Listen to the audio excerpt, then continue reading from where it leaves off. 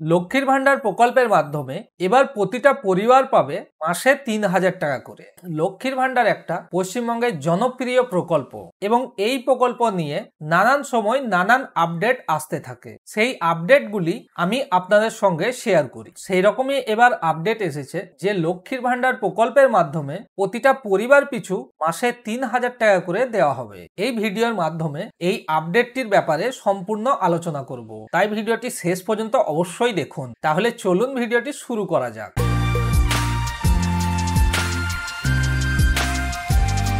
মহিলাদের ক্ষমতায়নের উদ্দেশ্যে কেন্দ্র ও রাজ্য সরকার বিভিন্ন প্রকল্প চালু করে থাকেন, কিন্তু লক্ষ্মীর ভান্ডার প্রকল্পটি পশ্চিমবঙ্গের খুব একটি জনপ্রিয় প্রকল্প। এই প্রকল্পটি 2021 সালে চালু করা হয়েছিল। তখন সাধারণ শ্রেণীর মহিলারা মাসে 500 টাকা এবং তপশিলি জাতি ও উপজাতি শ্রেণীর মহিলারা মাসে 1000 টাকা করে পেতেন। 2024-এর লোকসভার আগে এই টাকার পরিমাণ বাড়িয়ে 1000 ও 1200 টাকা করা হয়। প্রতি মাসের 2-3 তারিখ থেকে পশ্চিমবঙ্গের মহিলারা অপেক্ষা করেন যে তাদের অ্যাকাউন্টে লক্ষ্মীর ভান্ডারের টাকা কবে ঢুকবে এবং প্রতিবারের মতোই 6 থেকে 8 তারিখের মধ্যে সমস্ত মহিলাদের অ্যাকাউন্টে তাদের এই প্রকল্পের টাকা ঢুকে যায়। লক্ষ্মীর ভান্ডার প্রকল্পটি পেয়ে পশ্চিমবঙ্গের মহিলারা অনেক খুশি থাকেন এবং এই প্রকল্প দ্বারা তৃণমূল সরকারের ভোট ব্যাংকও অনেক সুরক্ষিত থাকে। কিছুদিন আগে এই প্রকল্পের সম্বন্ধে জানা যাচ্ছিল যে এই ভাতার পরিমাণ বাড়িয়ে 2000 টাকা করা হবে, কিন্তু সেই ব্যাপারে অফিসিয়াল কোনো ঘোষণা না থাকায়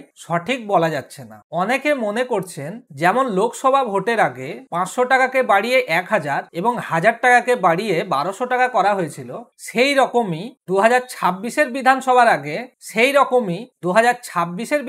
আগে এই টাকার পরিমাণ বাড়িয়ে 2000ও করতে পারে। এই প্রকল্পের জন্য পশ্চিমবঙ্গের মহিলারা তো অনেক খুশি আছেন, কিন্তু পশ্চিমবঙ্গের পুরুষদের মধ্যে একটু হলেও শঙ্কার সৃষ্টি হয়েছে। তাই এবার শোনা যাচ্ছে যে বিধানসভা ভোটের আগে ছেলেদের জন্যও এই ধরনের কোনো একটি প্রকল্প চালু হতে পারে, যেখানে অনুমান করা হচ্ছে যে ছেলেদেরকে নতুন প্রকল্পের মাধ্যমে 1500 টাকা পর্যন্ত দেওয়া হতে পারে। তাহলে আপনার পরিবারের যদি কেউ লক্ষ্মীর ভান্ডার প্রকল্পের মাধ্যমে টাকা পেয়ে থাকেন, তাহলে সেটি যদি বাড়ানো হয় এবং 2000 টাকা না হলেও যদি সেটা বাড়িয়ে 1500 টাকা করা হয় এবং ছেলেদের জন্য একটি নতুন প্রকল্প চালু হয় এবং সেটির মাধ্যমেও যদি ছেলেরা 1500 টাকা করে পায়, তাহলে উভয় মিলিয়ে প্রতি মাসে কিন্তু পরিবার পিছু 3000 টাকা পাবে। পশ্চিমবঙ্গের বিশেষজ্ঞ এবং রাজনীতিবিদদের মতে এই ধরনের প্রকল্প চালু হওয়ার সম্ভাবনা অনেক বেশি, কারণ এই ধরনের প্রকল্পের মাধ্যমে তৃণমূল সরকারের ভোট ব্যাংক বাড়বে ও অনেক সুরক্ষিত থাকবে।